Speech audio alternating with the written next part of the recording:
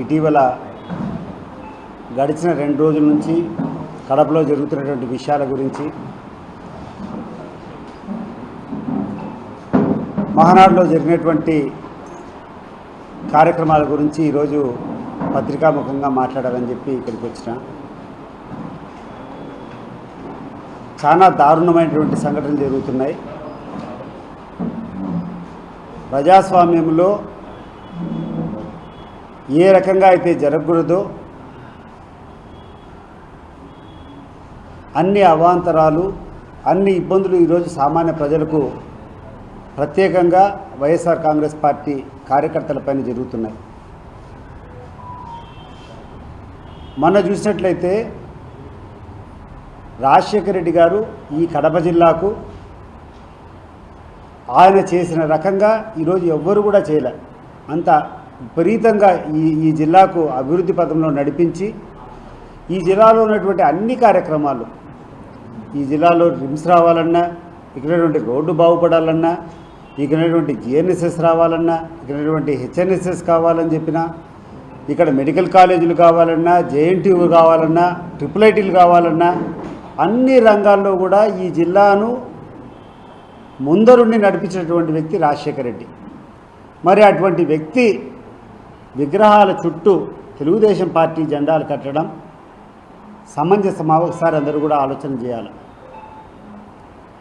ఆ విషయాన్ని కూడా సున్నితంగా, ఇది తప్పు, రాజశేఖర రెడ్డి గారిని అగౌరవపరిచే రకంగా ఆయన విగ్రహాలకు, ఆయనకు ఉన్నటువంటి విగ్రహం పైన కూడా తెలుగుదేశం పార్టీ జెండాలు కట్టడము, లేకుండా ఉంటే తోరణాలు కట్టడము మంచిది కాదు. దయచేసి మీరు ఇన్వాల్వ్ కాండి అని చెప్పి పోలీసు వాళ్లకు అవినాష్ రెడ్డి గారు కంప్లైంట్ చేస్తే ఎటువంటి చర్య తీసుకోకపోగా అక్కడటువంటి వైఎస్ఆర్ కాంగ్రెస్ పార్టీ నాయకులు, అనేటువంటి ప్రజలు దీన్ని చూసి ఇది బాగలేదని చెప్పేసి అనేటువంటి జెండాలు, ఫ్లెక్సీలు తీసి పక్కన పెడితే, దాని మీద పోలీసులు చేసినటువంటి ఓవర్ యాక్షన్ నిజంగా ఇప్పుడున్నటువంటి సభ్య సమాజం సిగ్గుపడే రకంగా, అసలు ఇంత నీచానికి పోలీసులు దిగజారుతారనే రకంగా కార్యక్రమాలు జరిగాయి. కొంతమంది అయితే అసలు ఆ జెండాలు తీసినటువంటి కార్యక్రమాల్లో కూడా లేరు. అందరినీ తీసుకొని పోయారు, పోలీస్ స్టేషన్లో పెట్టినారు.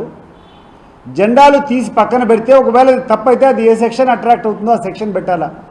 కానీ 307 section, attempt to murder section అనేటువంటి వైఎస్ఆర్ కాంగ్రెస్ పార్టీ నాయకుల మీద, కొంతమంది సామాన్య ప్రజల మీద, అసలు ఏమాత్రం దాంట్లో సంబంధం లేని వ్యక్తి మీద పెట్టడమే కాకుండా వాళ్ళను తీసుకొని వచ్చి పైశాచికంగా విపరీతంగా కొట్టేటువంటి సంఘటన ఈరోజు పోలీసులందరూ కూడా దీనికి సమాధానం చెప్పాల్సినటువంటి అవసరం ఉంది.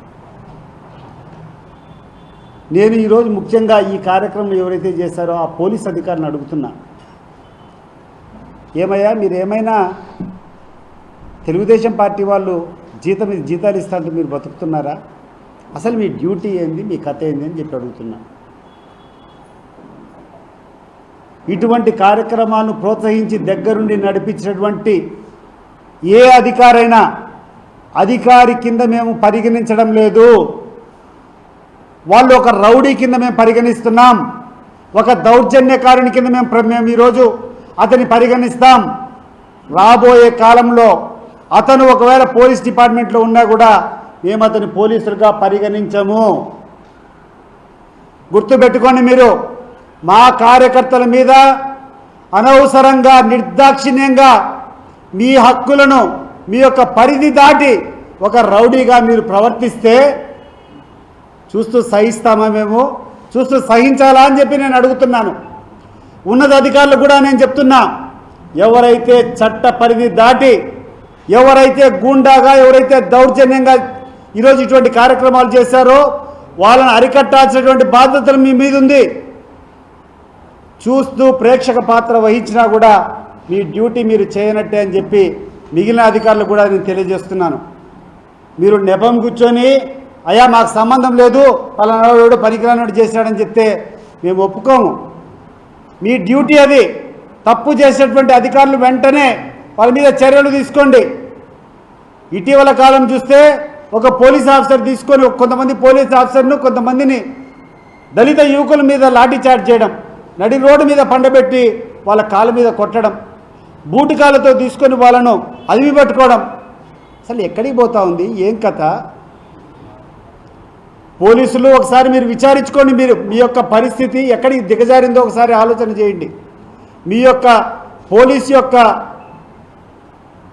ఆత్మస్థైర్యం పెంచండి, పోలీసుల యొక్క గౌరవాన్ని పెంచే రకంగా మీ కార్యక్రమాలు చేయండి. ఈ రకమైనటువంటి కార్యక్రమాలు చేస్తే కొంతమంది చేసేటువంటి కార్యక్రమం వల్ల పోలీస్ డిపార్ట్మెంట్కి అందరికీ కూడా మచ్చ వస్తుంది. దయచేసి నేను చెప్తున్నాను, రేపు వీళ్ళ మీద ఒకవేళ వైఎస్ఆర్ కాంగ్రెస్ పార్టీ అధికారంలోకి వస్తే బాధపడినటువంటి వ్యక్తి ఏ చర్య తీసుకున్నా మీరందరూ కూడా సమర్థించాలి. ఎందుకంటే ఇది వ్యక్తిగతంగా చేశారు, ఈ పరిధి దాడి చేశారు. ఈ పరిధిలో లేకుండా సామాన్యమైన ప్రజలను హింసించేటువంటి కార్యక్రమాలు చేశారు. ఇది ఫ్యాక్షనిజం కింద కాదా అని చెప్పి అడుగుతున్నా. మా ఊర్లలో చిన్న చిన్న గలాటలు జరుగుతాయి. ఒక చిన్న అవమానం ఒకరి మీద జరిగితే అది మనసులో పెట్టుకొని అతనికి సమయం వచ్చినప్పుడు ఎంత దూరమైనా పోతాడు.